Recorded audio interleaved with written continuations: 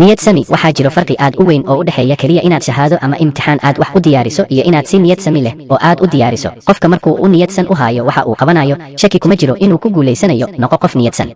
2. hami sare waxaan u jeedaa inaad naftaada ku xakamayso dhibka ay leedahay waxbarashada iyo saacadaha badan ee aad fadhinayso iyo wax akhrinta tirada badan. Markaad wax akhrinayso waa in aadan dareemin caajis iyo hurdo oo aad u dulqaadato, waayo waxaad leedahay hami sare. 3. jawi degan ku akhri, ka fogow jawiyada qasan ee buuqa leh sababtoo ah waxay mashquulinayaan maskaxda. haddii aad asxaabtaada duruusta isla akhrisanaysan u sheeg inay jawiga dejiyaan oo aysan buuqin. 4. nidaami waqtigaaga, samayso jadwal aad duruusta ku akhrisato oo leh maalmo iyo saacado adigoo ku caddaynaya cashirada aad rabto inaad akhriso saacad ama maalin hebel, kana dhig jadwalkan mid noloshaada ku dabaqan. 5. samayso waqti aad ku nasato nafsada xaqeeda sii oo saacado badan ayaad wax akhrinaysay, sidoo kale maskaxda waa inay degtaa, waayo xilli fara badan ayay shaqaynaysay. 6. akhri buugaag ku saabsan taariikhda. buugaagta taariikhda waxaad ka ogaanaysaa waxyaabo badan, sidoo kale buugaagta taariikhda waxay kugu dhiirigelinayaan inaad wax badan akhriso, waayo buugaagta waxay ka kooban yihiin safxado badan.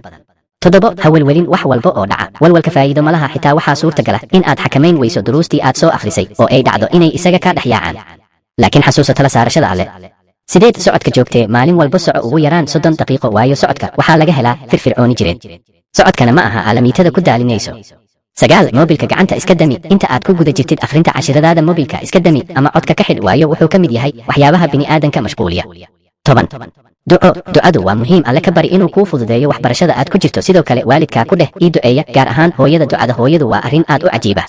dadaal wacan. hana iloobin inaad nagu xidhnaato barta guduudan guji.